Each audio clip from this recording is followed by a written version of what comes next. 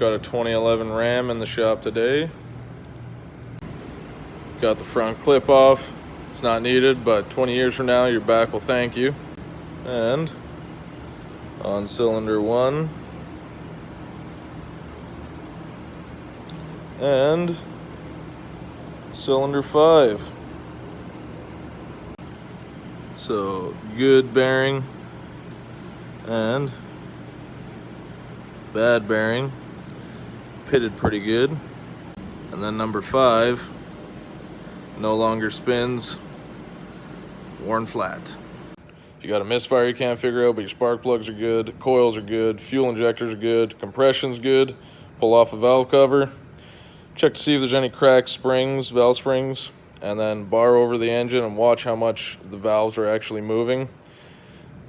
For as bad as all this was, there was no noise, and it could just be your issue.